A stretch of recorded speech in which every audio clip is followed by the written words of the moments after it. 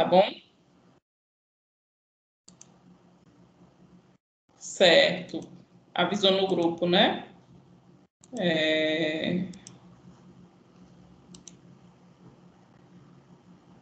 Deixa eu responder aqui um colega.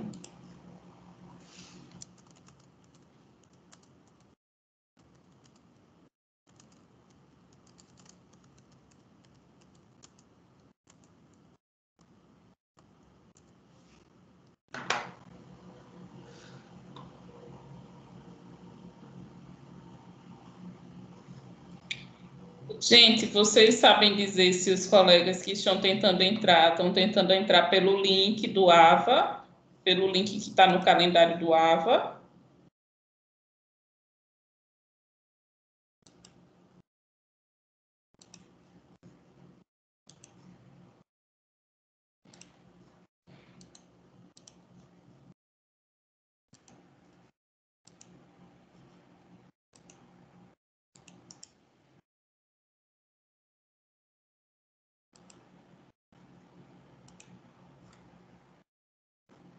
Certo, não sabe dizer, né? Ai, Jesus. Deixa eu ver aqui.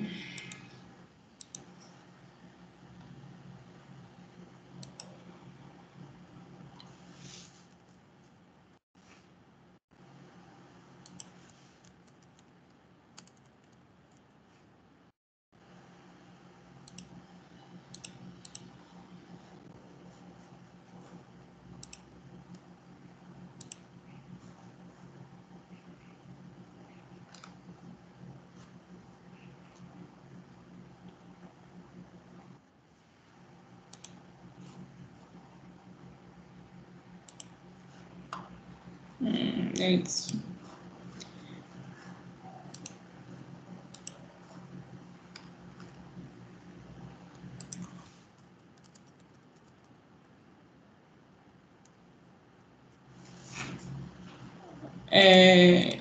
Gente, vamos precisar começar, tá? E aí o pessoal vai acessando, vai tentando, continua tentando e vai acessando, vai entrando à medida que for conseguindo, tá?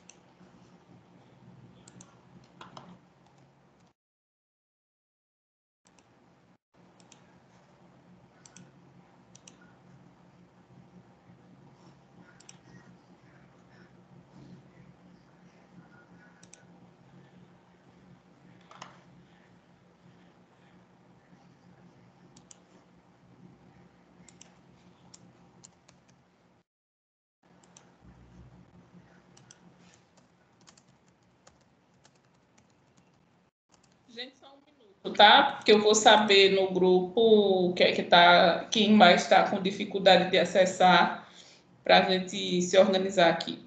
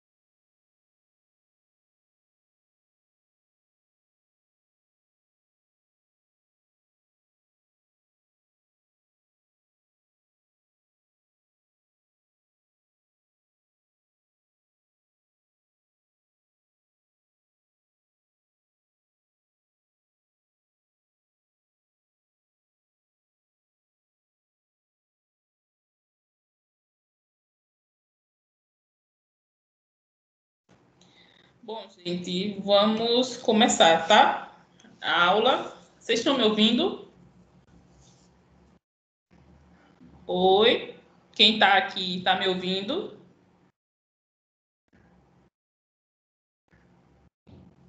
Gente?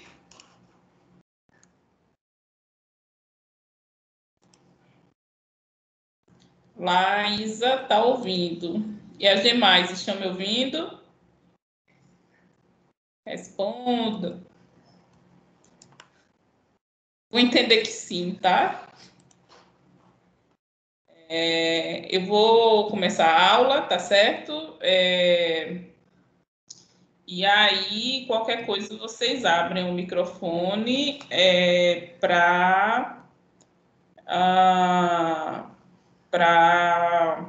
perguntar, tá certo? Ou para comentar. Não tem problema não, porque aqui eu não consigo ver o texto, né? Nessa tela do que eu estou compartilhando, tá? Do slide. Vocês estão vendo a minha tela? Só responder sim, não. Estão, gente? Pessoal, vocês estão vendo a minha tela, a tela dos slides?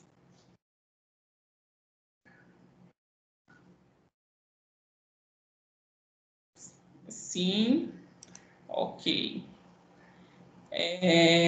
Então, eu já avisei lá no grupo, mas vou avisar aqui, tá certo? Caso os colegas se comuniquem com vocês pelo WhatsApp.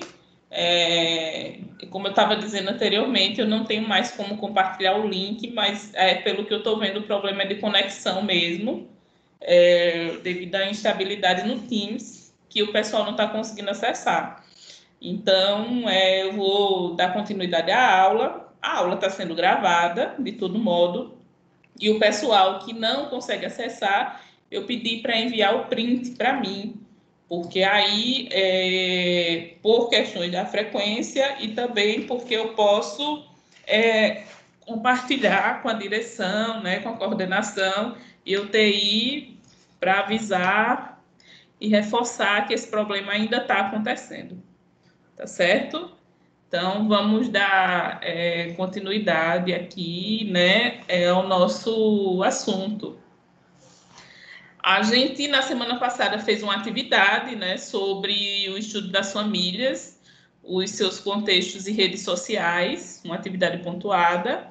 Então, eu vou começar fazendo uma revisão desde a sessão 2.1 para encaminhar, né, mais a discussão para a sessão 2.2. A gente viu que na seção 2.1 existe o estudo das famílias, né? A gente faz uma discussão sobre os tipos de família que existem, entendendo, né, que a gente ainda tem em vários lugares do mundo, inclusive no Brasil, uma configuração familiar de família nuclear. Era até uma questão lá na atividade da semana passada, né? E aí, essa família nuclear, tipo essa do desenho aqui, né? Formada por pai, mãe e filhos, ela é tida como uma família normal ainda no Brasil, mas que é preciso desconstruir isso, né? Isso já está em desconstrução, porque várias outras configurações familiares existem hoje em dia, e são famílias. E aí a gente viu também, discutiu um pouco até na semana passada, isso aqui é só no sentido de retomar, né? E revisar, para deixar amarradinho dentro do conteúdo, que uma ferramenta para compreender o sistema familiar e o momento onde cada família está, que pode ser importante para o nosso trabalho, né, enquanto psicólogas e psicólogos, essa ideia das fases do ciclo de vida das famílias, né, FCVF, que é uma ferramenta para compreender o sistema familiar. Não é uma ferramenta que vai buscar onde é que está o problema das famílias, mas uma ferramenta que busca a compreensão do momento pelo qual a família está passando, tá? uma ferramenta, uma ideia de fases, de estágios familiares que tem a ver com a ideia de que desafios as famílias, em cada momento da sua história, precisam enfrentar para amadurecer enquanto família, entendendo que não são sempre do mesmo jeito, né? Se o ser humano não é sempre do mesmo jeito, a família também não é sempre do mesmo jeito. E a ideia é que a família é como um sistema, né, que vai se movimentando através do tempo, mas de um modo não linear. Então, essas fases do ciclo de vida das famílias, elas não são fases que acontecem necessariamente uma depois da outra. Vai, volta, depois retoma e avança para outra fase, tá? E assim sucessivamente. Dentro dessas fases, dois movimentos que acontecem, né, sempre em uma ou em outra, é o movimento centrífugo e o movimento centrípeto. Esses repertórios do campo da física, né, são trazidos pelas autoras para falar do movimento que as pessoas fazem com relação às suas famílias de origem, certo? Deixa eu voltar aqui. Com relação às suas famílias de origem. E nesse sentido, depende muito do membro para o qual as pessoas estão falando, do membro da família. Então, o movimento centrífugo, como essa imagem mostra, é um movimento de afastamento da família de origem, da pessoa, do núcleo familiar, do outro núcleo familiar de origem, né? Aquele dos avós, certo? Ou de uma pessoa dentro da família, que está no movimento centrífugo com relação à sua família. Por exemplo, um adulto jovem saindo de casa para casar, ele está no movimento centrífugo com relação à família dele de origem, lá da casa que ele morava, certo? Então, ele está no movimento centrífugo. O movimento centrípeto é aquele de aproximação da família, né? Da pessoa, do núcleo familiar com a família de origem, como a imagem mostra aqui, sempre voltando para ele mesmo. Então, o movimento centrípeto é um outro movimento das pessoas com relação à sua família de origem, certo? Que ele sempre está aí fazendo parte durante a vida da pessoa. Por exemplo, a gente vai trabalhar daqui a pouco, mais para frente, que um evento que afeta a vida familiar é a presença de uma doença crônica. Então, quando existe uma doença crônica, inevitavelmente, que movimento desses as pessoas costumam fazer ou demandar? É um movimento centrípeto, certo? Que é um movimento mais de aproximação da família. Então, é interessante a gente conhecer isso, né, para que a gente possa dialogar melhor, né, para situar o que é que essa família está precisando e que movimentos existem ali. As fases, né, do ciclo de vida das famílias são estas. Jovem adulto saindo de casa, família sem filhos, família com crianças, família com adolescentes, família no meio da vida e família no estágio tardio. Esse vídeo aqui é bem interessante, tá? Eu vou passar ele para a gente conversar um pouco sobre. Antes, deixa eu ver aqui o que é que estão me dizendo.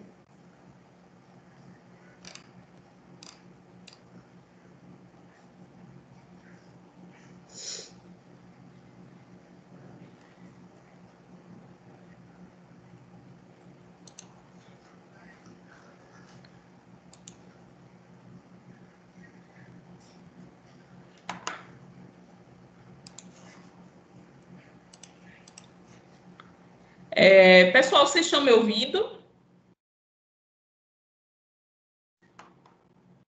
Oi, gente. Sim, professora. Certo. Ok.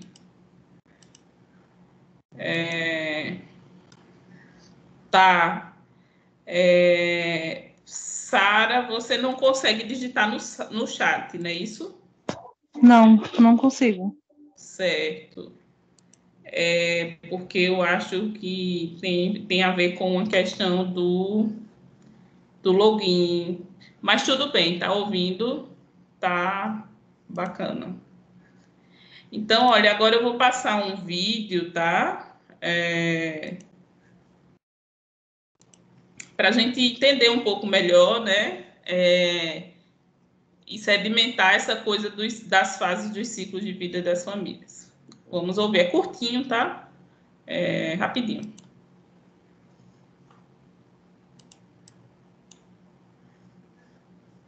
Olá, tudo bem? Eu sou a psicóloga Joelma e hoje nós vamos falar um pouco sobre os ciclos da vida familiar. A família é uma instituição social que passa por muitas modificações ao longo do tempo.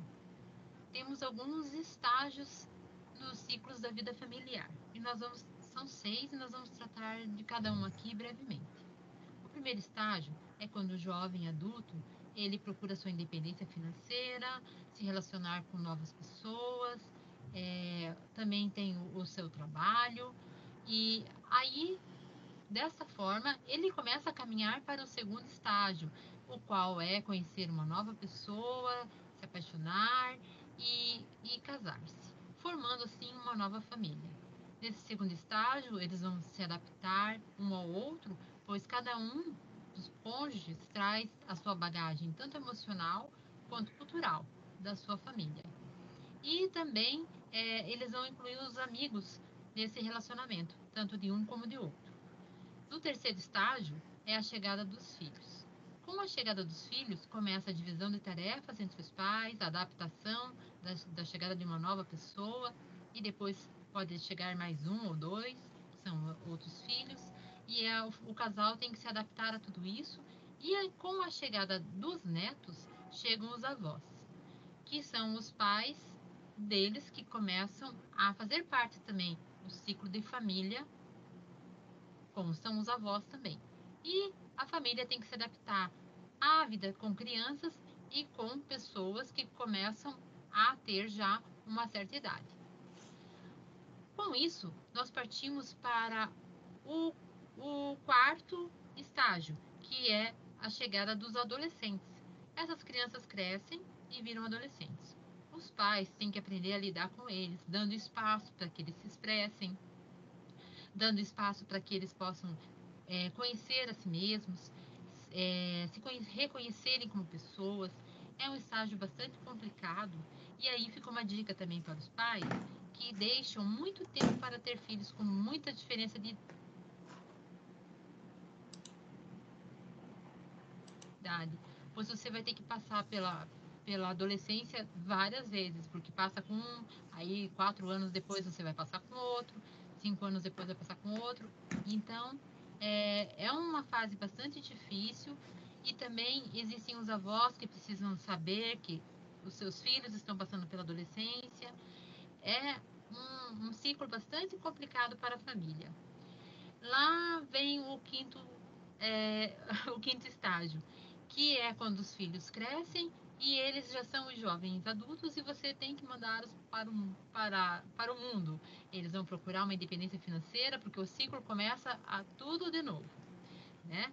E esses filhos, quando saem de casa, os pais ficam sozinhos e daí existe a síndrome do ninho vazio, que é quando todo mundo vai embora e os pais ficam sozinhos. Eles ficam no mesmo nível de que eles estavam quando eles se casaram. Começam a namorar novamente. Mas muitos pais sofrem com a saída dos filhos. E com os filhos adultos, os pais já são mais idosos. Então ali você tem que também ver que muitas vezes vai passar por perdas ou do seu pai ou da sua mãe, né? De um e do outro. E também, às vezes, até a partida de um dos cônjuges. Então, é preciso aprender a conviver com essas diferenças da nossa vida. E o sexto estágio é quando a velhice chega para cada um, que esses filhos que foram para o mundo conhecer alguém, casar-se, dar-lhes netos, eles começam a retornar e aí você já está mais idoso, mais calmo e você tem que aprender a conviver com a idade madura sua, né? e saber, às vezes, que vai ter que ser dependente de alguém, aprender a conviver com as mudanças que a vida nos oferece. Não é fácil, mas essa é a nossa vida. E existe o começo, o meio e o fim. E para que tudo seja bom e agradável, vamos viver cada fase na hora certa e aproveitá-las da melhor maneira possível, para que nós possamos viver bem e felizes. Ficamos por aqui hoje e eu quero dizer para você que na próxima semana nós vamos falar um pouco sobre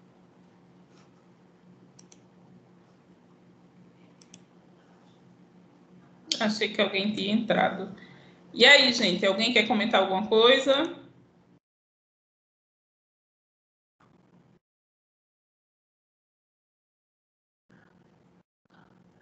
Não? Eu mandei um comunicado, tá lá no grupo, que eu recebi da TI, de que o problema no Teams vai se normalizar, tá bom?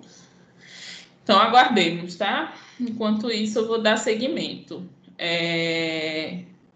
Como o vídeo estava falando, né? Essas fases, esses estágios dos ciclos de vida da família, eles têm cada uma especificidade. E aí, por exemplo, eles, como eu estava dizendo, eles não são lineares, eles podem se sobrepor. Exemplo disso foi como ela falou, que, por exemplo, uma família que tem filhos de um modo muito espaçado, essa família vai viver as fases do ciclo de vida.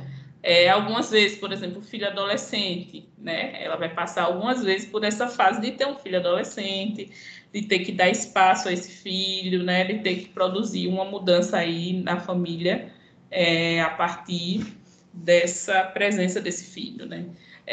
Famílias que têm filho tarde, né? Com uma idade assim mais avançada, também é um outro arranjo dentro dessas fases. Mas é importante que a gente saiba que existe, né, essa configuração em fases, para que a gente possa situar onde é que está a família, dentro desses arranjos, certo? Uma outra questão aqui, que a gente viu na semana passada, foi a questão das famílias e o gênero, tá certo? Das famílias com relação à questão de gênero, que a gente também discutiu, isso aqui é só para relembrar. Então, o gênero, né, diz respeito à diferença entre homens e mulheres, construída socialmente, que pode variar segundo a cultura, determinando o papel social atribuído ao homem e à mulher. Quando um casal ele se relaciona, ele traz questões de gênero consigo, e isso é uma coisa a se observar e que faz diferença dentro da constituição familiar, né? Porque muitos dos problemas que afetam e que existem dentro das famílias têm a ver com essas questões de gênero, né? Tanto no sentido assim de organizações domésticas, quanto no sentido de gestão de casa, finanças, criação dos filhos. Então, tudo passa por essa questão do gênero, do que é atribuído ao homem e à mulher. E que hoje em dia se redesenha, né? E tem que se redesenhar mesmo cada vez mais.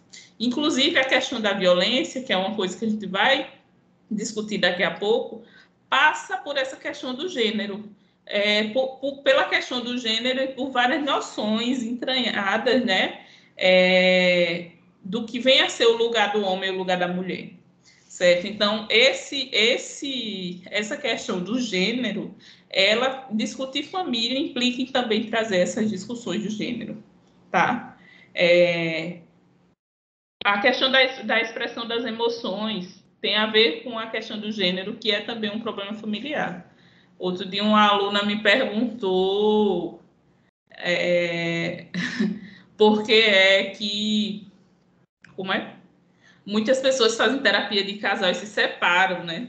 E aí a gente entrou numa discussão dessa da expressão das emoções, que o gênero atravessa também o modo como as pessoas expressam suas emoções, o homem ou a mulher. Então, quando muitas vezes eles se acostumam, né, com esses lugares de gênero onde a mulher expressa e o homem não, e quando vão para a terapia, que começam a expressar, ele se reconhece de uma outra forma e percebe que não é interessante ficar junto. Mas, enfim, só para dizer que essa questão do gênero, por meio da expressão das emoções, também atravessa a discussão das famílias, certo? E uma outra coisa que atravessa, que a gente também falou um pouco na semana passada, né, no entremeio da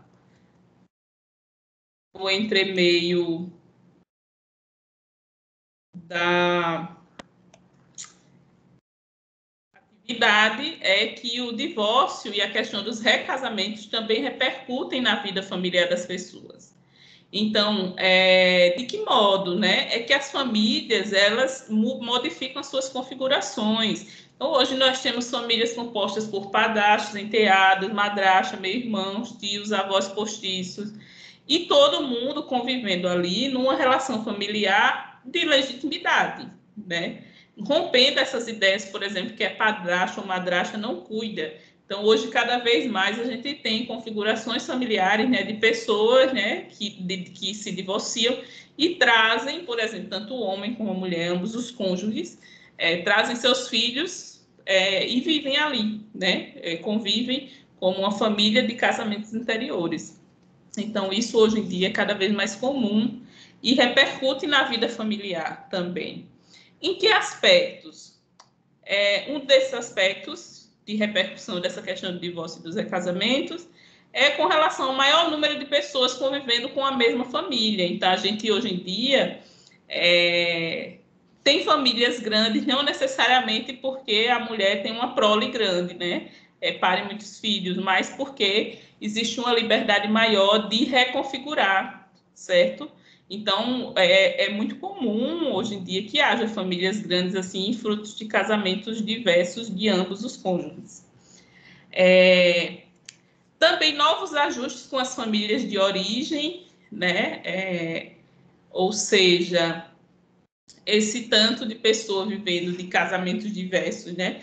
Precisam desenvolver novos modos de funcionamento e funcionamento harmônicos, saindo daquelas noções de que pessoas divorciadas, né, não se falam, não dialogam.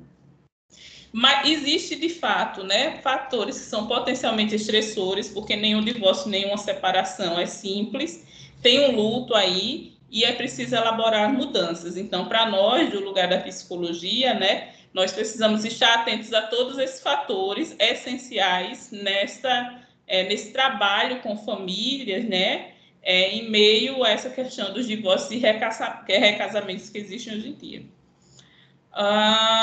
E uma questão importante para que essas famílias elas funcionem é que os membros devem se reconhecer mutuamente, construir um contexto afetivo, acolher os filhos e favorecer as conversações, certo? Então, esse é a nossa discussão que a gente entrou na semana passada, né, e discutiu um pouco. Agora, a gente vai aprofundar nos contextos e eventos que afetam a vida familiar. Gente, alguém quer perguntar alguma coisa, falar alguma coisa? E aí? Vocês estão me ouvindo? Quem está aqui está me ouvindo? Hein? Sim, professora. Certo. Bacana. Obrigada por responder.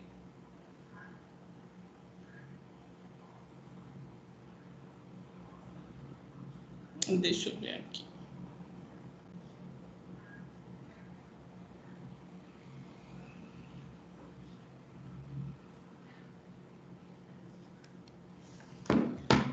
Vamos lá, vamos continuar. Então, sobre os contextos e eventos que afetam a vida familiar, né? Esses contextos são temas específicos que muitas vezes atuam como estressores na família. Dentro da história familiar, né, das fases da vida familiar, a gente tem, como a gente viu, inclusive, na outra sessão, 2 tipos de estressores. Os estressores verticais, tá? Que são os padrões, os mitos, os segredos, aquele modo de funcionamento familiar que, potencialmente, quando algo rompe, tem o poder, né, de ser um estressor aí. Então, tem até alguns níveis, né, como a gente vê aqui na imagem, um nível social, cultural, político, econômico, comunitário, o nível da família ampliada, o nível da família nuclear e o nível do indivíduo. Então, o indivíduo está no centro, então, quanto mais próximo dele aparecerem esses problemas, né, decorrentes dessas coisas, dos padrões, dos mitos, mais estressante vai ser uma coisa mais estressora, certo? E os estressores horizontais têm a ver com os ciclos de vida das famílias. Então, a gente pode dizer que, vencendo os estressores, é que a família vai se desenvolvendo e passando de um ciclo para outro. Então, a gente tem esses estressores que são do desenvolvimento, mas tem algumas coisas também que são imprevisíveis, tá certo? Então, são as questões de violência, de doença, de morte, enfim, de necessidade de reconfigurações dos papéis nas relações familiares. Então, um pouco disso, desses contextos que afetam a vida familiar, que são, muitas vezes, estressores, que a gente vai falar agora, tá? O primeiro deles é a violência intrafamiliar. Esse fenômeno, infelizmente, né, muito presente. Inclusive, né, infelizmente, no período da pandemia, a gente vê um aumento desse fenômeno da violência intrafamiliar, tá certo? Então, essa temática é uma temática que a gente precisa estar atenta, tá? Porque do lugar da psicologia, além da gente ter uma função aí de acolher, de visibilizar, de conscientizar de várias coisas, a gente tem também um compromisso ético, político e social, né? Em denunciar, em trabalhar com essas questões de violência, mas também assim não de um modo emotivo, mas de um modo profissional, entendendo que é um fenômeno complexo. Então, o que é que vem a ser violência em si? O que é isso de violência? Que violência é diferente de agressividade. A agressividade, até certa medida, ela tem a sua função na existência das pessoas. Não existe um ser humano que não tenha algum nível, alguma agressividade. Isso faz parte, né?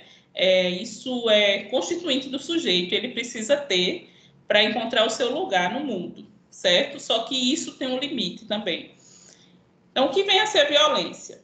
A violência versa sobre ações humanas envolvendo indivíduos, famílias, grupos e a sociedade, afetando a integridade física, incluindo a sexual, ética, psicológica ou espiritual dos envolvidos, certo? Então, a violência, tá, tem a ver com ações das pessoas que ferem a integridade e a dignidade do outro. Tem violências físicas, mas não apenas, né? Como a gente viu aqui. Violência pode ser psicológica ou, inclusive, espiritual ou ética, tá? Existe um consenso que a grande maioria dos autores de violência hoje foram as vítimas de ontem. Isso é uma explicação, mas não uma justificativa. Para nós, né, no campo da psicologia, a violência, ela é... Oi, pode falar. Só repete aí essa última parte que a senhora falou, que cortou. Certo, eu disse que existe um consenso hoje de que a grande maioria dos autores de violência hoje foram as vítimas de ontem, tá? E que isso é uma explicação, mas não é uma justificativa. O fato da pessoa dizer que foi vítima de violência, né, e pratica violência não não justifica, certo? Porque se tem uma coisa que existe no mundo é a possibilidade de escolha. E tá? Eu fico lembrando assim, eu fico pensando que até mesmo as pessoas que têm problemas mentais, elas precisam ser responsabilizadas quando fazem algum tipo de violência, Se a gente for pensar, por exemplo, por meio da perspectiva da psicanálise, né, existe toda uma discussão em cima disso, que o sujeito ele não deve ser desresponsabilizado, certo? O fato de que ele fez por isso ou por aquilo não justifica, não retira a necessidade de que a pessoa se responsabilize, se conscientize de que aquilo teve um impacto, né, sobre outra pessoa. Então, quando eu digo assim que a violência é cíclica, uma família violenta produz pessoas violentas, isso não é como justificativa, mas para chamar atenção a necessidade de produzir uma cultura de paz mesmo, né? De paz no sentido assim, de pessoas que respeitem o limite da integridade do outro. Porque quando a gente pensa, por exemplo, na violência contra a mulher, na violência contra a criança, que no âmbito da violência intrafamiliar, ela parte, né, de pessoas ali naquele sistema familiar que consideram, dentro de uma situação de poder, inclusive de poder sobre a vida e o corpo do outro, né? A ponto de poder fazer o que quiser, ou violar, ou bater, ou agredir, ou descontar uma energia que tenha do jeito que queira. Então, é preciso uma responsabilização, mas um olhar também para esse fenômeno da violência, certo? E aí eu falei no começo, né, agora há pouco, sei lá, que a gente precisa olhar para o fenômeno da violência com profissionalismo, inclusive para a pessoa que é violenta. Porque se a gente for fazer esse exercício, por exemplo, e aí eu convido vocês a fazer esse exercício, vamos pensar em uma situação em que você se viu como vítima de uma violência. E aí o exercício pede, né, para vocês anotarem qual foi a ocasião e os componentes que o levaram a se sentir vitimizado. Isso acho que aconteceu já com todo mundo. Em seguida, pense em uma circunstância em que você se viu como autor de uma violência. Quando você acha, poxa, fui violento desnecessariamente, né? Ou então, tá, tudo bem, podia ser necessário, mas fui violento, poderia ter sido feito de outro modo. Novamente, anota os aspectos que o levaram a se definir como tal. Compare as situações de vítima e de autor. Quais as semelhanças e diferenças entre os componentes de cada situação? Né? Anote suas conclusões que poderão ou não ser compartilhadas em sala de aula. Mas aí, essa discussão aqui para nós, o que é que a gente pode trazer para a discussão? Qual é a diferença entre os componentes de uma situação onde uma pessoa ela é vítima de violência e onde ela é autora de uma violência? O que é que vocês acham? Qual é a diferença entre ser vítima e ser autor de uma situação de violência?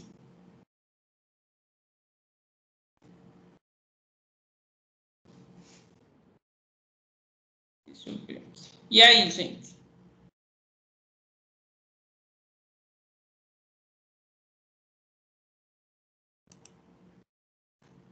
Estão me ouvindo?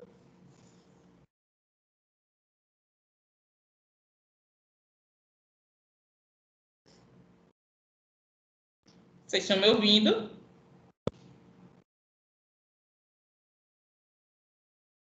Pessoal?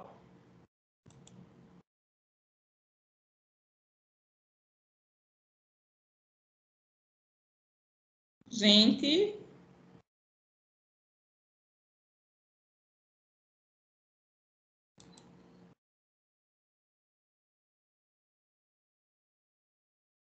Gente, vocês estão me ouvindo?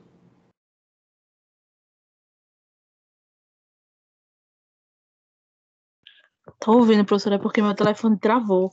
Ah, certo. Estava tentando abrir aqui, não estava conseguindo. Certo. Ok. Não querem falar, tá? Né? Mas então eu vou continuar e vocês ficam aí com a questão. Pode falar. Pode falar. Na violência, né? Eu acho que a vítima, ela tem menos recursos, né? E o Como agressor, assim? Pronto, se for a questão de uma criança, Sim. meu filho, por exemplo, vou usar o meu filho como exemplo, né? Ele não fala, ele tem, mas ele é muito agitado. Então, assim, pronto, hoje ele quebrou uma porta. E assim, eu fiquei muito irritada, né? Mas assim, por impulsividade, ele não sabe o que ele está fazendo, né? Aí, no ato de dar violenta emoção, porque a gente fica, né? Com muita raiva na hora. Eu peguei o cinto e bati na perna dele. Então, ele não tem recurso de defender, né? E eu, como autora, né? Entendeu? Entendi. Então, isso, a vítima, né, ela é vista numa situação, e ela se vê também, muitas vezes, numa situação de fragilidade, né, de vulnerabilidade. E a pessoa que é autora, naquele momento, ela se vê como uma pessoa que pode fazer aquilo. Ela E tem o poder.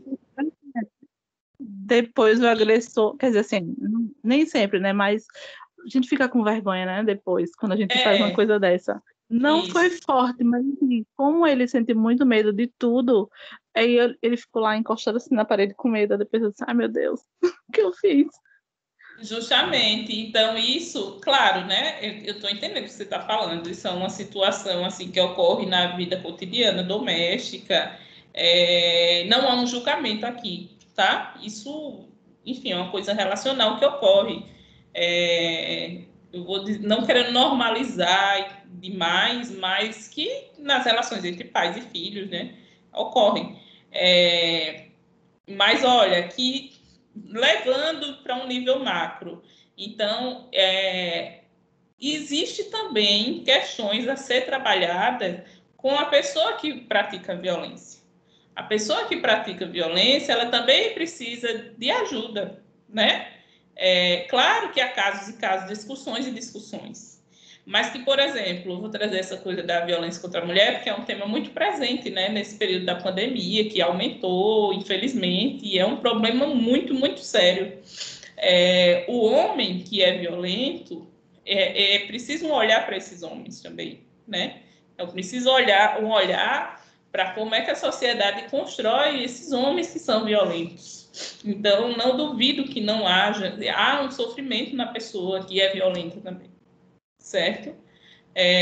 Não desresponsabilizando, isso não há desresponsabiliza, mas chama a atenção para o fato de que este outro lado também precisa ser olhado, certo? Também faz parte de uma função nossa olhar para este outro lado. Então, Oi, pode falar. Você não falou que, né, esse lar violento, ele produz, né, uma pessoa violenta. Mas nem sempre, ou pode acontecer essa família não ter praticado violência, não ser violenta. E esse indivíduo, ele, pronto, ser um agressor de mulheres, e ele não presenciou nenhuma violência dentro da casa dele? Pode, na verdade, isso não é no sentido de ser determinista, né? É só uma constatação que pode acontecer. Do mesmo jeito que pode acontecer de a pessoa presenciar muita violência dentro da sua família e também não ser. Não é uma coisa determinista, não. E pode acontecer, né, do sujeito presenciar violência ou não presenciar e ele ser violento, tá? Mas é só assim que a gente aprende a viver no mundo, né, de acordo com o que é ensinado, de acordo com o que a gente tem contato. Então, e aí, gente, o compartilhamento de afeto é uma coisa que a gente aprende também.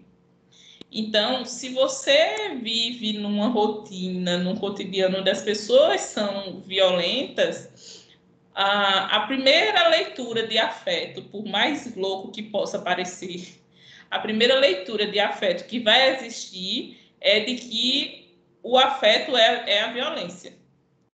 Entende?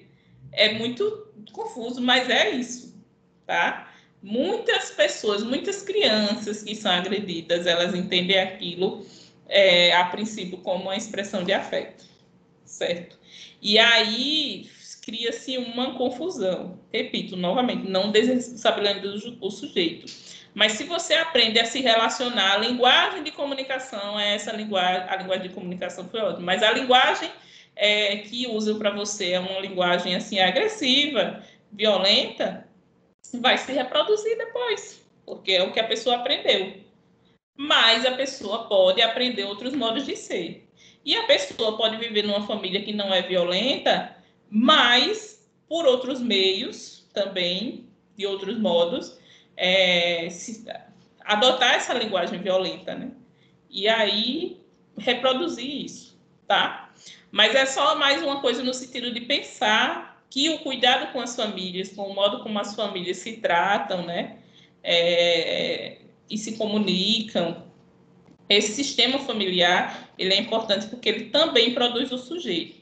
Mas isso não é determinante, nem determinístico. Certo? Entendeu?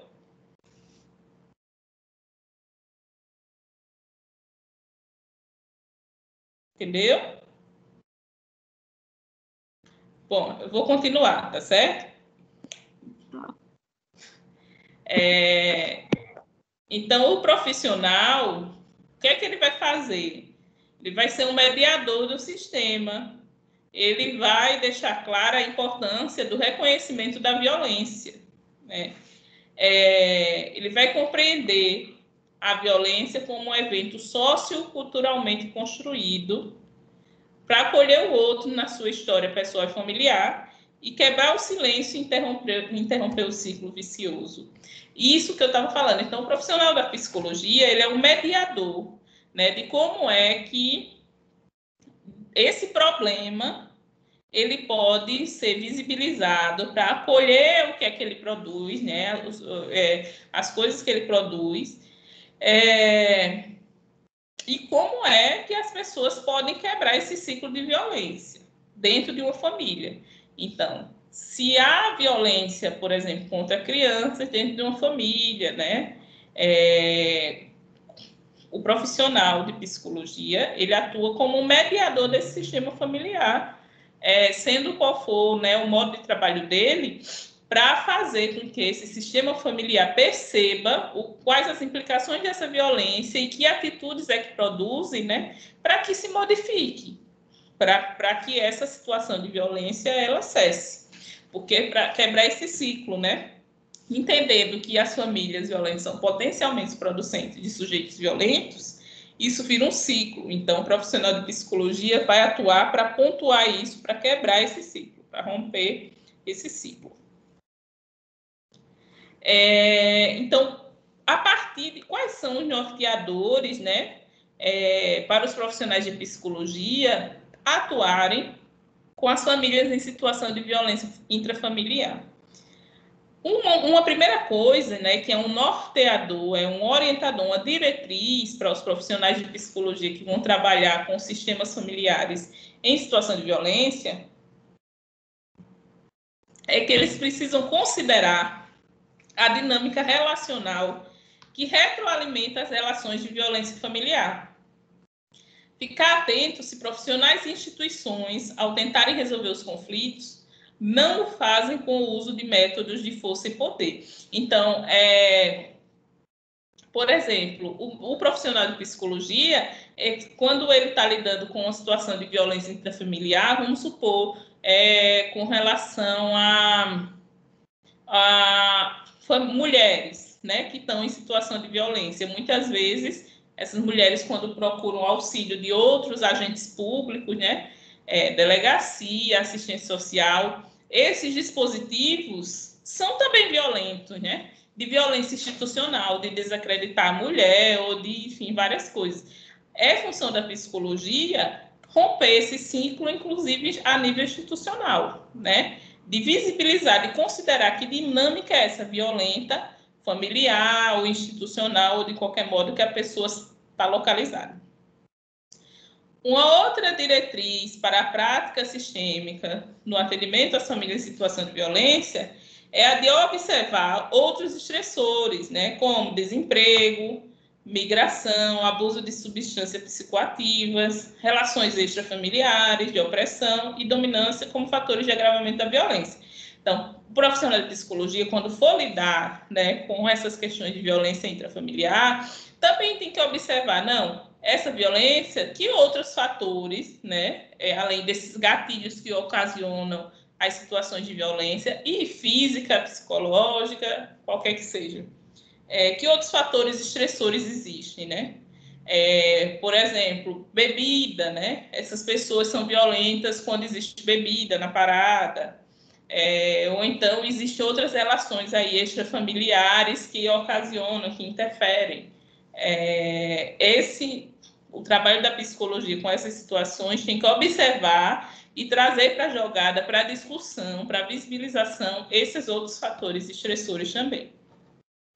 A psicologia também vai refletir com a família sobre as suas verdades e valores estabelecidos, convidando-os para a construção do novo. Então, a psicologia, ela vai fazer uma reflexão também com a família, né? Porque de onde é que vem essas questões, essa violência? Que valores que se sustenta isso?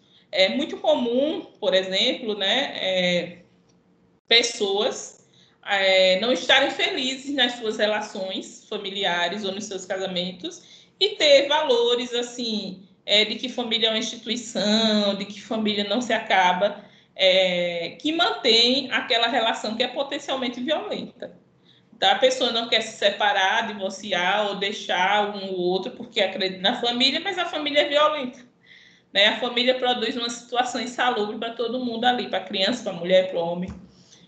Então, é função da psicologia também fazer essa reflexão sobre que verdades são essas aí, que valores são esses que estão mantendo isso, ou que valores são esses que a família ela pode revisitar para mudar o seu funcionamento.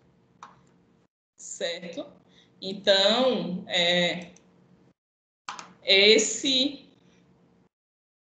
deixa eu ver aqui se eu admitir.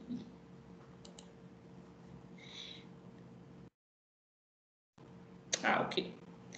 Então, essas 3 ações são norteadoras para a prática sistêmica das famílias com pessoas em situação de violência. Considerar que dinâmica relacional existe ali, observar que outros fatores estressores, né, estão atuando, estão agindo com relação àquela família e refletir com a família que valores são que mantêm essas problemáticas e que elas precisam prescindir deles ou mudar, certo? Então, essas são diretrizes, né, para o psicólogo, quando trabalha, para o psicólogo numa perspectiva sistêmica, quando vai trabalhar com famílias em situação de violência, ou quando essa situação de violência ela aparece, seja qual for o contexto, porque, por exemplo, quando a gente atua no contexto da clínica, também pode aparecer, e aparece. Alguma questão, alguma pergunta? Aqui.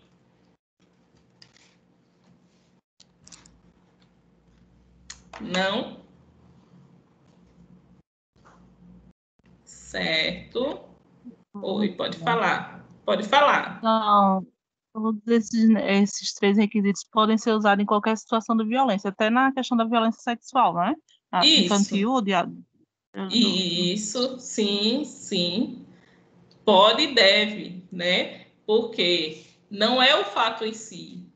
A gente não trabalha a partir dos nossos achismos, né? E também não trabalha a partir enfim, das noções assim puramente de crueldade, certo? Para desenvolver uma argumentação em cima das coisas, a gente precisa trazer essas perspectivas, né, e essas diretrizes, seja numa situação de abuso sexual infantil ou de um adulto, por exemplo, precisa, sim, considerar a dinâmica relacional que retroalimenta aquela violência. Então, por exemplo, numa situação de abuso sexual, né? Que dinâmica é essa que oportuniza que isso aconteça? E quando é por mais vezes, que dinâmica é essa que as pessoas não se preocupam, não estão vendo, deixam passar? Como é isso, assim? né? E no cuidado com essa pessoa que sofreu abuso, né? Como é que isso está sendo? Está sendo de um cuidado ou de uma situação mais abusadora? É importante observar os outros estressores, certo? Para entender. E um outro estressor pode, inclusive, ser um perfil perverso da pessoa que já se mostrava há muito tempo perverso. E refletir com a família que valores são esses, né? Porque muitas vezes situações de violência sexual perduram, né? Por tempos e tempos. E as pessoas, enfim, né? Fazem de conta que não vê. Infelizmente isso acontece. Então, que valores são esses que levam a pessoa a fazer de conta que não vê, que não viu, né? O que é que existe aí? Então, sim, esses norteadores, eles são importantes, inclusive, para esses casos, tá? Em colocar. Então, vamos continuar. Vou passar aqui. Aí a gente passa para uma outra situação, né? Que é um contexto que afeta também a vida das famílias. A gente viu a violência intrafamiliar, agora a gente vai ver as doenças crônicas. Nessa perspectiva sistêmica, né, preconiza também uma visão sistêmica das doenças crônicas. Considera-se que a doença crônica é uma nova presença que vai estar ali naquele sistema familiar, como se fosse uma nova pessoa e que é preciso lidar com elas. É até curioso dizer assim, que uma doença crônica é como se fosse uma nova pessoa, mas que é uma nova presença, que tem um nome, né, que é nomeada e que as pessoas vão ter que incluir nas suas rotinas. É como um novo sujeito mesmo que chega ali. Então, pensar essa repercussão das doenças crônicas nas famílias é pensar como é que esse sistema inclui, né, o lidar com essa doença na sua rotina. A versão sistêmica acerca das doenças e do adoecer tem o foco no papel da intersubjetividade e das relações familiares e sociais neste processo. Tá? Então, como é que essas relações, essas subjetividades das pessoas que compõem a família vão lidar com essa questão da doença crônica? Pensar a doença como algo que ocorre em um indivíduo que tem uma família e faz parte de uma rede social mais ampla. Se a gente adota... Deixa eu ver se é esse slide mesmo aqui. Acho que é. Se a gente adota a perspectiva sistêmica para lidar com as doenças crônicas, a gente vai pensar a doença, né, como algo assim, que faz parte do indivíduo, mas que não afeta só o indivíduo, porque ele se relaciona com a família, ele tem uma rede social mais ampla. Então, a doença, ela não afeta só o sujeito, ela afeta todo mundo, porque mexe na rotina e na dinâmica de todo mundo, começando da família próxima para a família ampliada, nível comunitário e por aí vai. Então, como eu estava falando, né, na perspectiva sistêmica, se entende a doença como se ela fosse um novo membro da família, com uma personalidade e uma vida que tem seu surgimento, suas fases, seus cursos ao longo de sua vida e suas demandas para o seu sistema.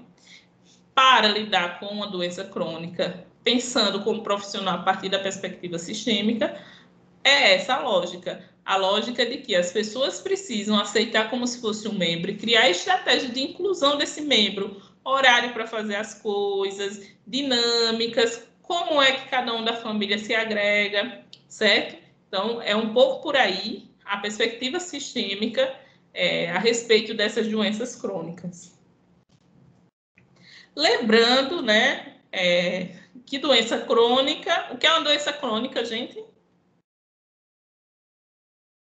O que é uma doença crônica?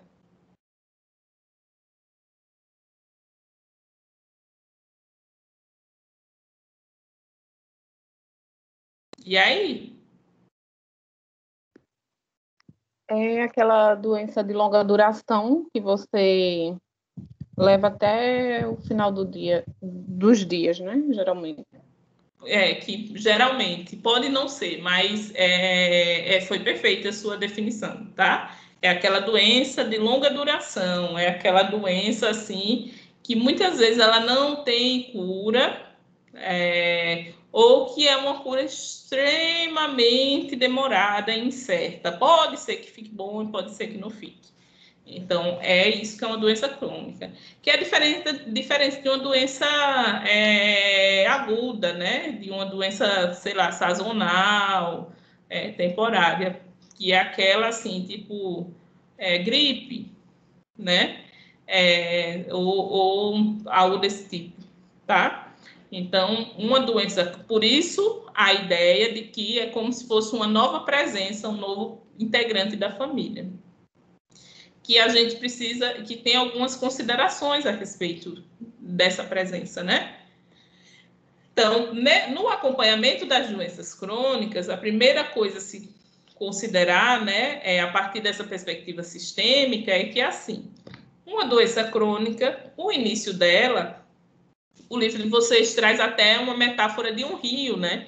Que a gente pode considerar a doença crônica como um rio que tem um início, que lá onde o rio nasce, né, que tem um curso e que tem um final dele ali, né, o que é que acontece com ele no final.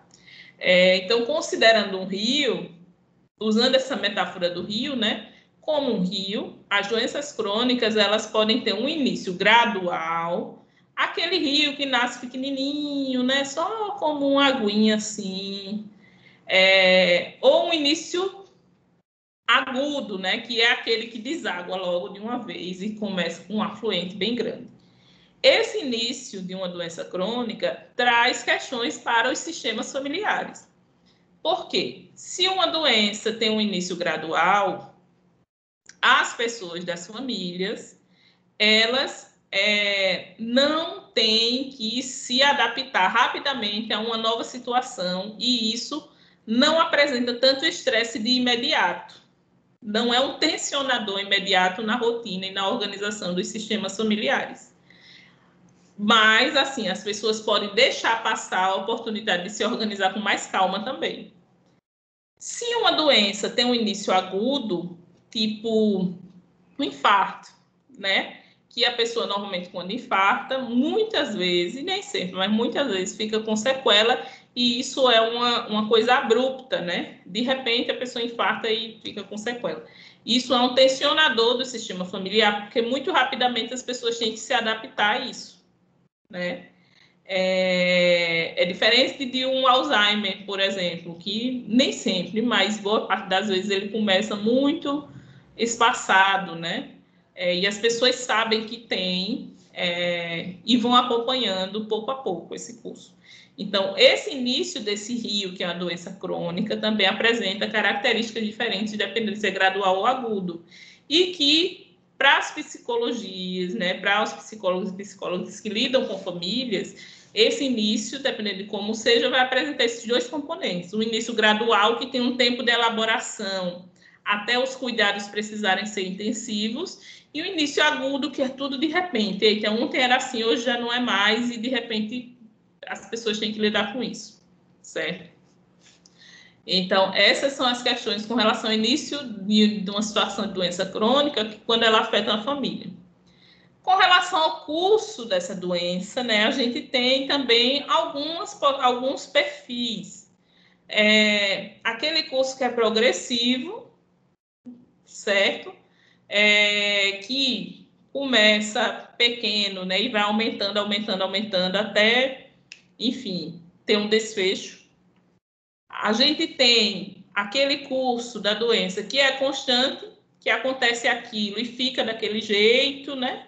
Também até ter um desfecho, mas sempre vai ser daquele jeito.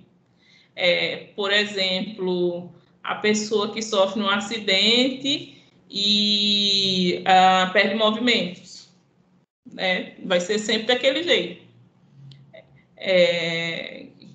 Aparece, né, uma questão ali de perda de mobilidade, nem sei se isso pode ser chamado de doença, ou se é uma condição, realmente não sei.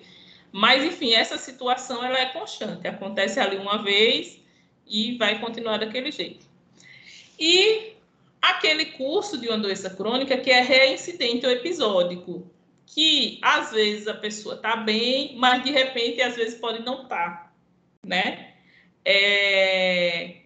Que, como é o caso de pessoas que vivem muitos anos com câncer, que às vezes elas estão bem, às vezes elas não estão, né? E outras doenças. Então, tem essas 3 possibilidades de curso de doença que também colocam situações diferentes para os sistemas familiares.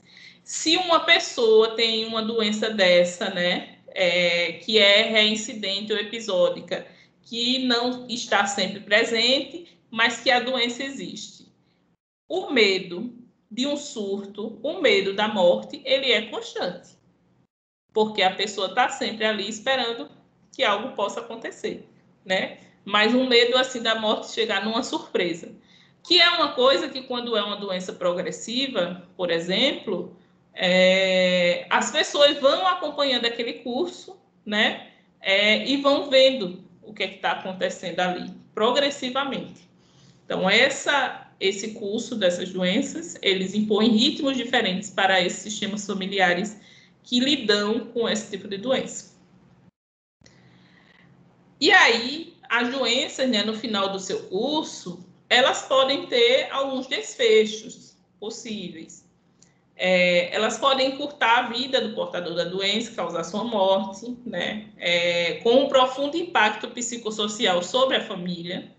Ela pode gerar incapacidades, né, que aumentem cada vez mais para o portador da doença, causando prejuízos cognitivos, déficits motores, limitações e perdas, além de estigmas sociais.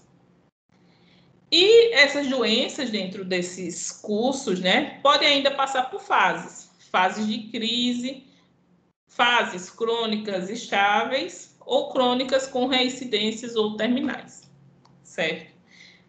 Por que isso? Para a gente entender que a presença de uma doença crônica no sistema familiar afeta, dependendo da fase, né?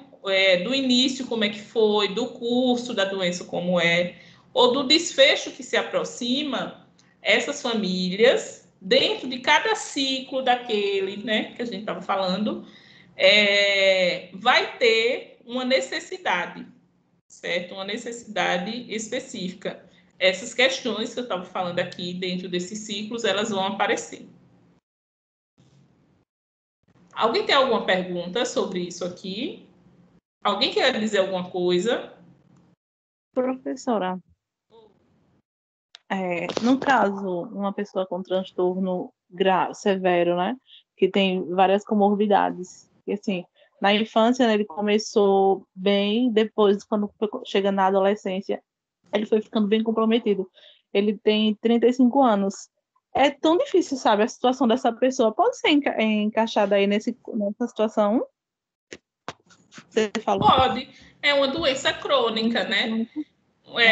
Uma pessoa que tem pessoas que têm situações assim de transtornos na família, severos, né? Ou até mesmo assim moderados ou leves, tem essa questão da doença crônica também, porque é uma situação que vai perdurar, né? E quando existe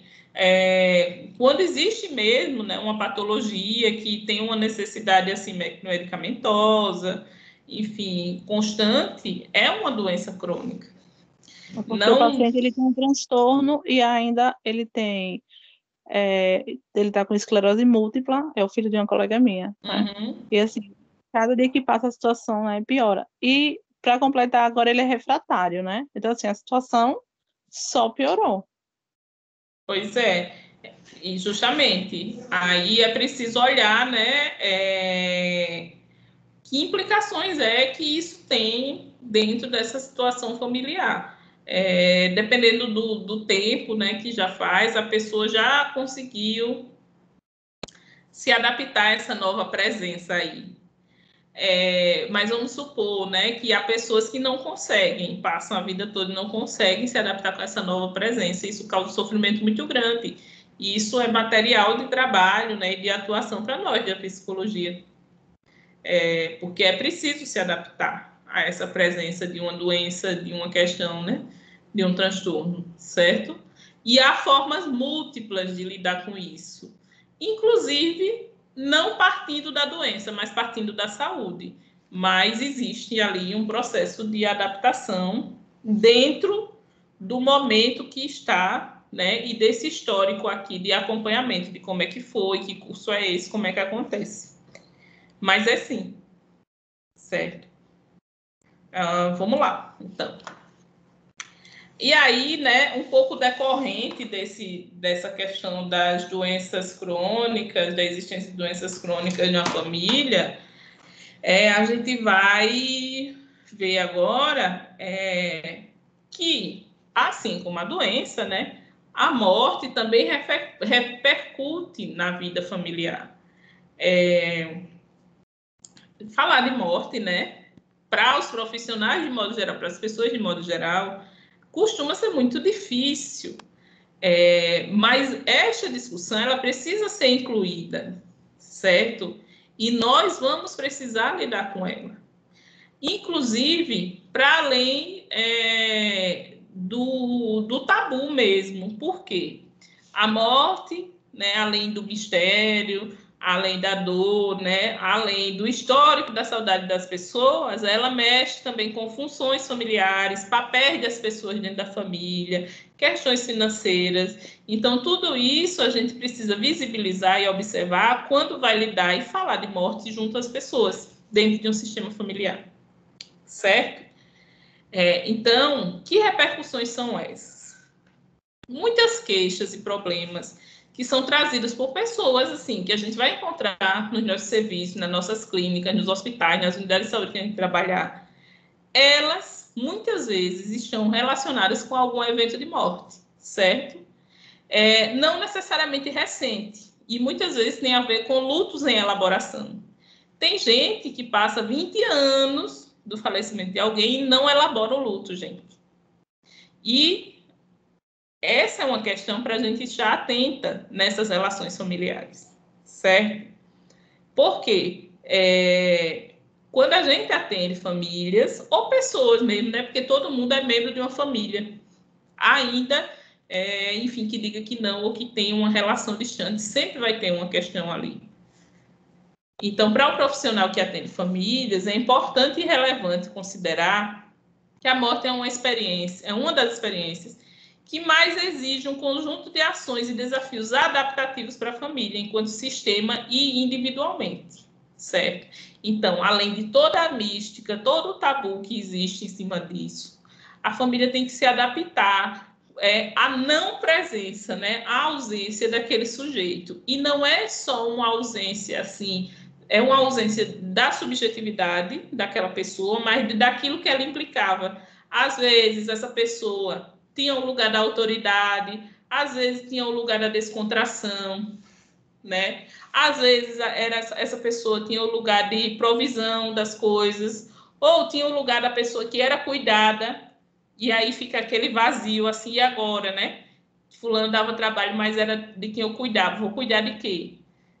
Entende? Então, a morte, ela implica numa readaptação, numa realocação da família e no movimento dos membros do sistema, que nem sempre os membros estão preparados ou dispostos a fazer, sabe? Então, a gente, né, ao trabalhar e a chegar para a gente essas questões de família, a gente precisa estar atento a isso. E aí, essas autoras, né, Walsh e McGoldrick, elas fazem uma proposta bastante interessante de que, assim, e aí, gente, é muito difícil. As pessoas que discutem tanatologia, né, nunca vão ter receitas de como é que se lida com a morte, nem pessoalmente, né, nem você saber como lida assim na sua vida, nem de como você acolhe outras pessoas que estão passando por isso. Não existe uma receita. Essas autoras, né, elas trazem a relevância de o próprio terapeuta ou a própria pessoa que está em contato com outra, que está passando por uma situação dessa, revisitar suas próprias fantasias e receios a respeito da morte para se encontrar com esse outro que está passando por um sofrimento do lugar de um ser humano, né? que também têm medos e receios. Então, elas propõem, né, que os terapeutas, eles também se façam essa reflexão, né? De quanto tempo você pretende viver? Como você imagina sua morte? Que ritos Professora, funerários... Oi, pode falar. a morte também é um tabu, né? Porque as pessoas não gostam de falar sobre a morte, né? Até É, entre os profissionais. justamente, não gostam mesmo, né? Não gosta, não fala, não inclui. E quando a gente vai trabalhar num lugar que é muito profissional, as pessoas acham que sempre é responsabilidade do psicólogo falar sobre isso e de mais ninguém. E não é assim. Não é assim, certo? Então, por isso que eu estou dizendo que a gente também precisa sair desse lugar do tabu e não aceitar. No caso, eu estou falando agora enquanto psicóloga, né? A gente não deve aceitar esse lugar de que só nós é que temos que falar sobre isso, sabe? Nós da psicologia. Porque é a mesma dificuldade que as pessoas têm, nós temos também. E a mesma responsabilidade que nós temos, eles têm também, né? Todos os profissionais e pessoas, certo? Então, é um tabu, sim, mas a gente precisa vencer. E, para vencê-lo, essas autoras dizem que a gente precisa se colocar como seres humanos e nos fazer essas questões, né? E estar em mente, com elas em mente, né? Ao nos colocarmos perante a outro ser humano em sofrimento, numa situação de morte, também. Segundo essas autoras, quando nós confrontamos as questões universais da mortalidade e da perda, a hierarquia e as fronteiras comumente construídas entre o especialista e o cliente, paciente e família se apagam. E para lidar com questões de morte, isso é importante. Na verdade, a terapia familiar sistêmica, né, ela fala de um modo de trabalho, né, onde a gente precisa trabalhar horizontalmente com as pessoas para entender o que elas passam, né, para co-construir os processos. Então, a ideia de se colocar também como um ser humano que tem sofrimentos por situações de morte perante a uma família que está passando por isso, nos ajuda a ter uma conexão de acolher esse sofrimento, tá? Não é dizer que vai passar, não é dizer que pare com isso, né? Não é dizer assim, eita, que bom, foi melhor assim, porque isso também é uma coisa que muitas pessoas, normalmente as pessoas não gostam de ouvir. E com a melhor das intenções, os profissionais, né, nós mesmos, dizemos. Mas não é assim, é nos colocarmos como outro ser humano, né, que também tem suas questões com essa situação, mas que está ali para acolher esse sofrimento, certo? Então, é uma possibilidade que essas autoras colocam, né, de postura para profissionais que lidam com famílias quando essas situações de morte elas aparecem. E aí existem algumas fases do luto, né? Que eu acho que vocês já devem ter ouvido, mas só para a gente relembrar. E isso aqui é uma releitura, né, daquelas fases clássicas do luto que a gente ouve, né, ou vê, já viu. Então, no quadro aqui a gente pode ver as fases pelas quais as pessoas passam, as famílias passam no luto. A primeira delas é o entorpecimento, que dura poucas horas ou dias, né?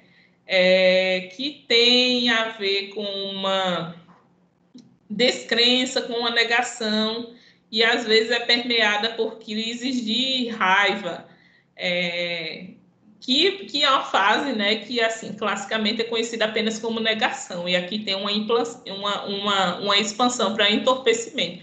É aquela fase assim que a pessoa não consegue, não caiu a ficha, né, que as pessoas dizem assim, não caiu a ficha, certo?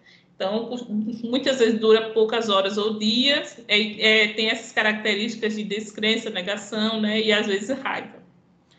Aí depois vem o anseio e o protesto, que é onde a pessoa desenvolve a consciência da perda, anseio por reencontrar a pessoa morta, sensação de presença da pessoa, crise de raiva contra si mesmo, culpa, crise de raiva contra outras pessoas ou contra o morto, tá? Então, essa é uma outra fase desse processo do luto. Depois vem o desespero, né?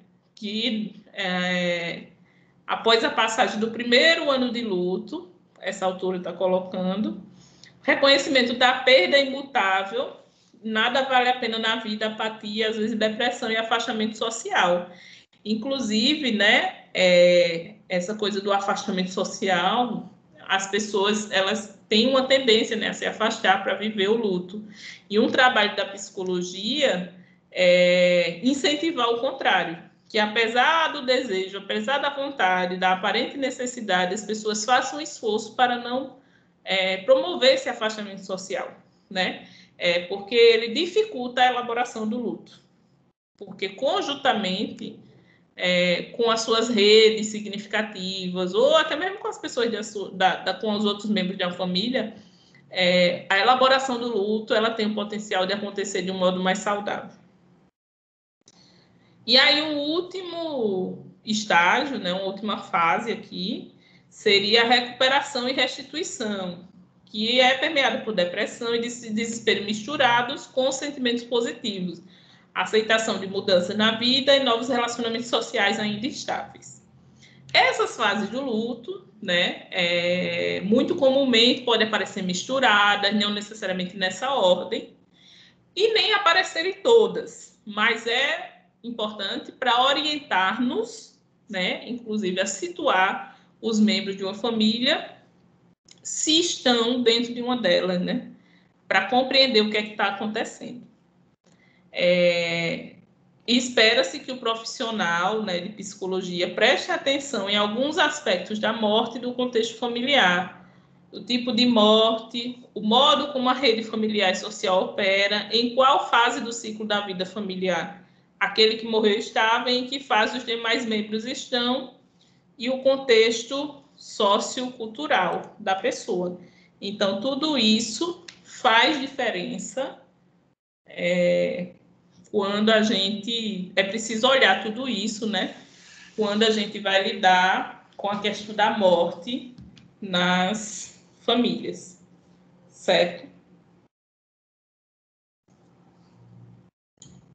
Alguma pergunta? Eu tenho. Ô, professora, pode falar. Essa questão, né, das fases do luto, ela realmente só se encaixa para uma questão de morte ou quando, por exemplo, alguém perde o emprego, ele passa por essa fase também. Claro que nem todos, né? Mas existem pessoas que saem do emprego e terminam entrando em depressão. Isso. Ela seria uma forma de viver esse luto? A gente poderia dizer que essa pessoa está passando por um luto? Pode sim. O luto, ele é um fenômeno de perda, que tem a ver com a perda, né? Não necessariamente tem a ver com a morte. Mas é isso mesmo, quando a pessoa perde o emprego, termina relacionamento, tá? É bastante comum que em vários casos, isso aí ocorra, tá certo? Porque tem a ver com a perda, tá? Então, é isso mesmo, Jamile, não é só com relação à morte, mas tem a ver com perdas de modo geral. Então, a pessoa perdeu o emprego, a pessoa acabou um relacionamento, enfim, né? Até quando uma pessoa estava se preparando muito para fazer alguma coisa, sei lá, viajar, e fazer uma viagem que era muito aguardada, um sonho, e não acontece um luto. E aí... Oi, pode falar. Na psicologia usa-se muito isso, né? Eu já ouvi tanto isso na minha vida, né? Você passou pela fase do luto quando descobriu, né, que seus filhos eram especiais. Muitos pais explicam isso, né? Justamente. Mas é isso mesmo, Sara, porque a ideia de uma criança, ela na verdade, todas as pessoas têm fantasias a respeito de como é que serão seus filhos se os tiverem. Quando aquilo vai sendo concretizado no desejo de fazer a criança, já existe, já vai sendo formada essa noção. Quando descobre-se a gravidez também, né? E aí,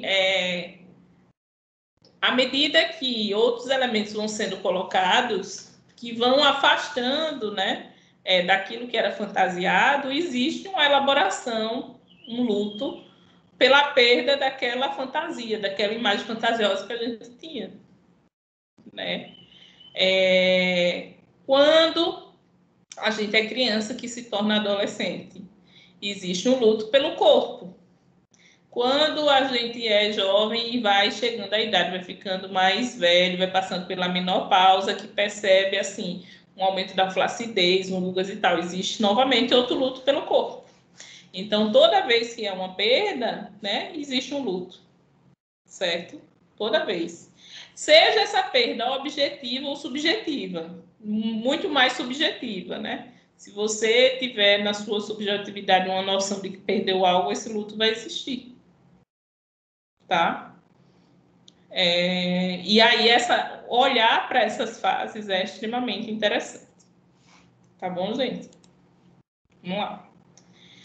Então, deixa eu me encaminhar aqui para o próximo, né?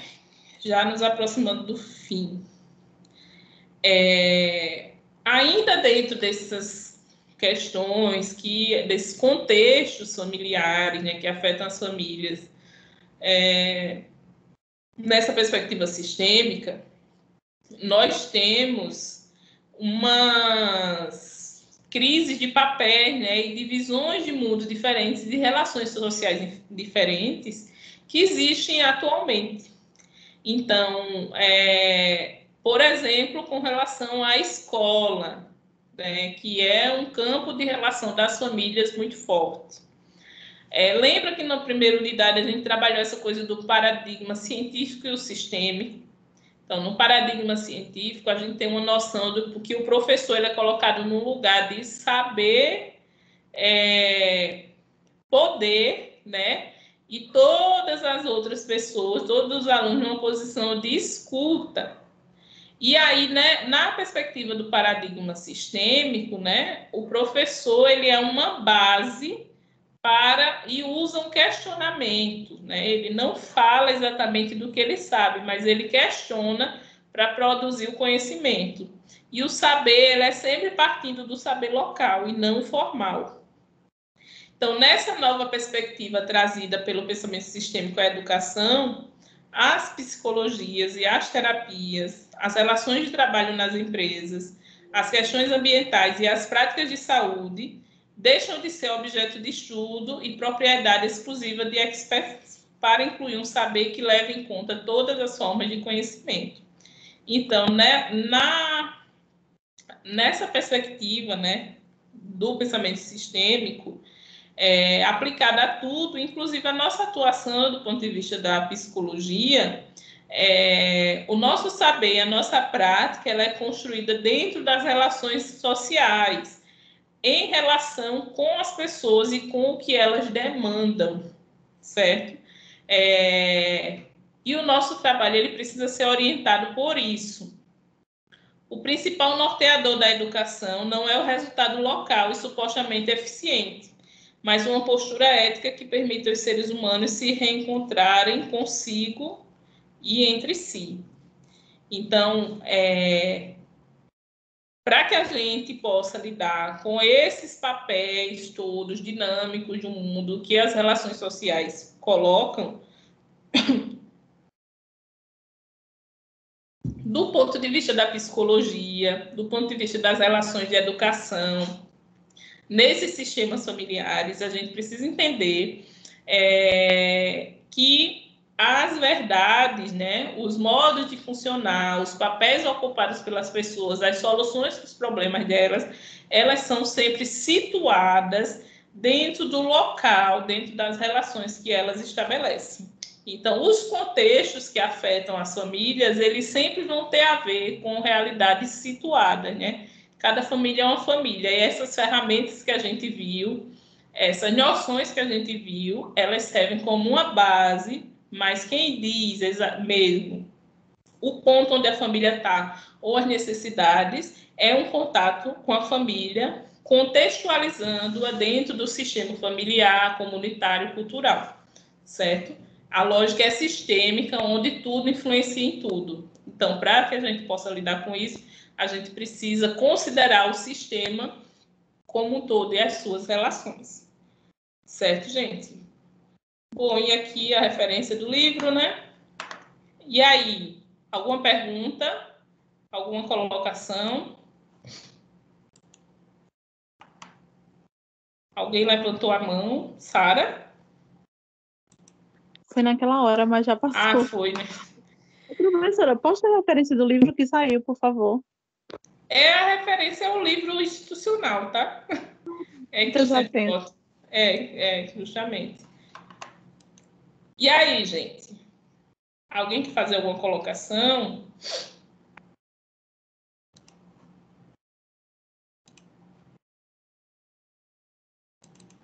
Algum comentário?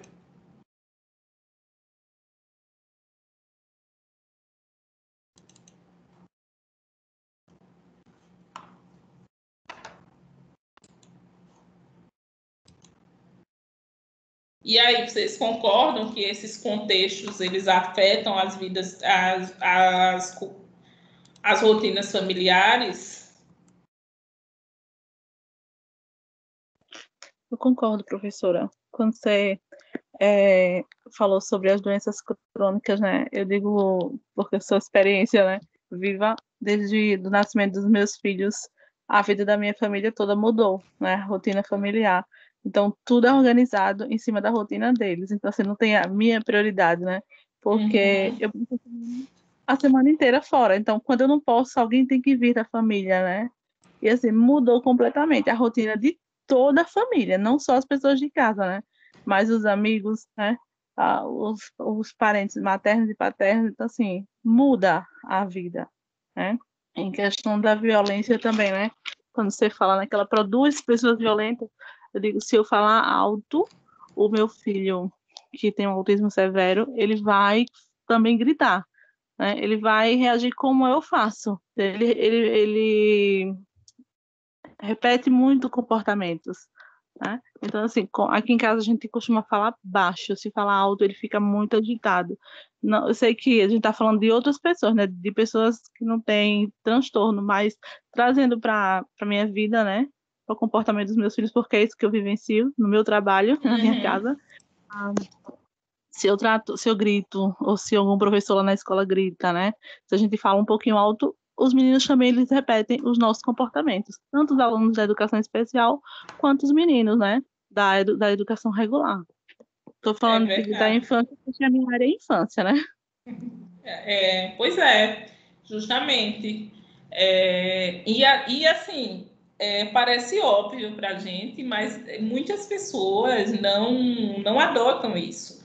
E é importante pensar isso dessa perspectiva sistêmica também, porque tem uma frase que é muito, muito comum, com certeza vocês já ouviram, né? É de pai, de mãe, de avô, assim, faço o que eu digo, mas não faço o que eu faço, né?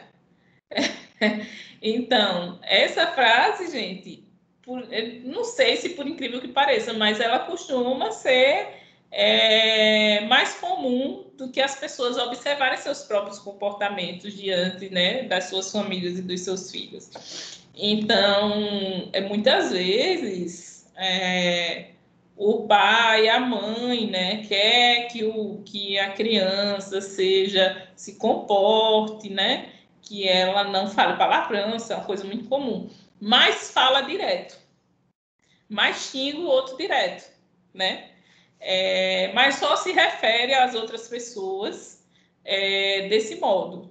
Então, é óbvio que a criança vai falar, né? Às vezes, ela quer que a criança seja polida, educada, amorosa, mas não destina um afeto, né? Para a criança também. Então, é óbvio que ela não vai fazer. E as pessoas não sabem disso, né? E, assim, fazem o melhor que podem. Mas, ao chegar para a gente em algum âmbito do nosso trabalho, é nossa função também problematizar e discutir isso, cuidando, né, das pessoas. Não no sentido acusatório, mas no sentido de acolher, né? Mas bacana. Tua fala, Sara. Bacana mesmo. E aí, mais alguém?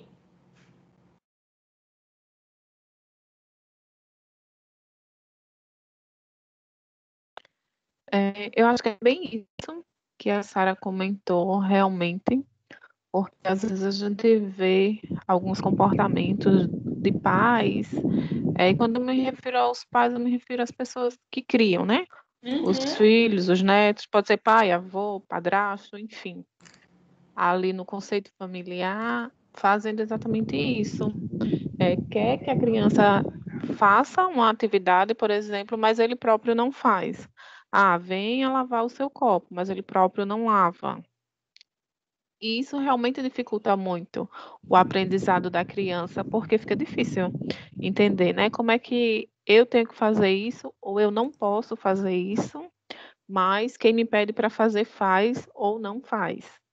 Então, isso é bem complexo, realmente. E outra questão que eu achei interessante foi nas fases da vida, né? Que fala o vídeo. Ele fala das fases, da questão que cada um tem a sua fase, e a gente observa, assim, eu pelo menos observei isso muito, que às vezes o idoso ele passa a vida toda sendo uma pessoa severa, sendo mais rígido, e tudo se transforma quando ele é avô. Ele já é um avô diferente do que foi um pai. Quando ele é bisavô, ele já é totalmente diferente do que foi avô, do que foi pai. E essas transformações acontecem realmente. Cada fase da sua vida é uma transformação, é um modo diferente. Não é que você perca a sua essência, mas você termina tendo atitudes diferentes, tendo formas de lidar com a vida. Então, eu achei bem interessante o trecho que ela fala sobre as fases e a questão de ter filhos, né? As diferentes idades de ter filhos.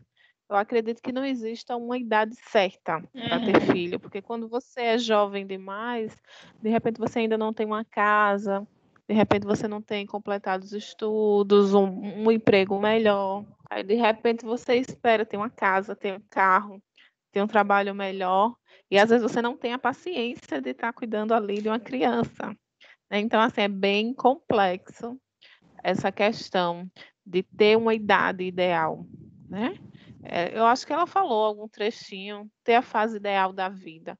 Eu acho que isso ninguém tem, né? De como definir, porque o que é ideal para mim não é ideal para A e B. Então, é bem divergente.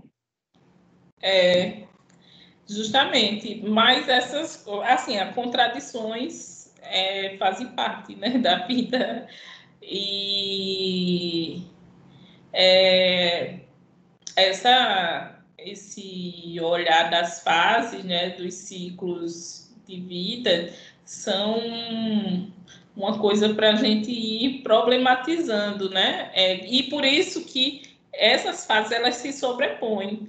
Por quê? Quando as pessoas, e não existe mesmo uma fase, um período ideal, mas que, por exemplo, uma pessoa, como eu falei no início, que vai ter filho tarde, né, muito tarde, assim, que teoricamente já estaria em outra fase, né?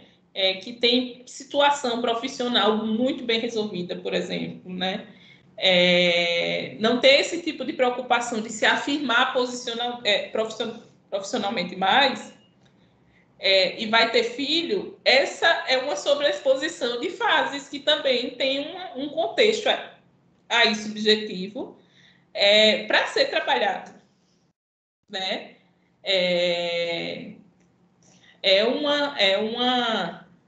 uma coisa, né, para a gente ir pensando. Por isso que quando se fala dessas fases do ciclo de vida familiar, não se fala como uma coisa linear, que é uma coisa depois da outra, mas como algo que é para a gente estar olhando, né, de que processos emocionais esse ciclo ou esses que essa família está vivendo ao mesmo tempo demanda deles, né? Porque ter um filho pequeno demanda processos emocionais de disponibilidade para acolhê-lo, para cuidá-lo, para criá-lo, né?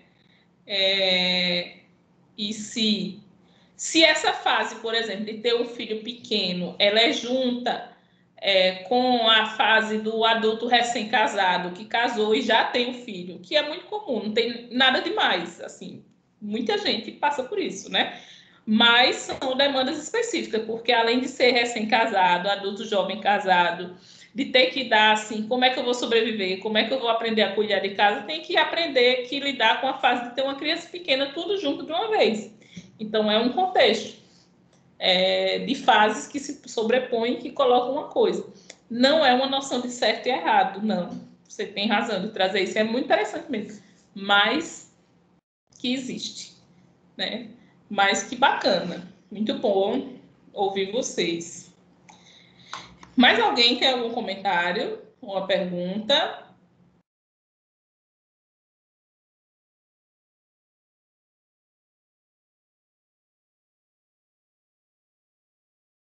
Não? Então, a gente vai encerrar por aqui, tá? Lembrando que semana que vem, avaliação às 7 horas, de 7 às 9, e o assunto é a unidade 1 e a unidade 2 até a sessão 2.2, certo? Ok, gente? Ouviram? Oi? É oficial 1. Essa já é oficial? É, oficial 1. Certo? Semana que vem. Tá? Certo, gente? Boa noite, então. Boa semana. E quinta-feira, a orientação de estágio vai ser uma atividade, tá? Uma conversa com um convidado que eu mandei lá no grupo. Certo? Tchau. Ok, boa noite. Boa noite. Boa noite.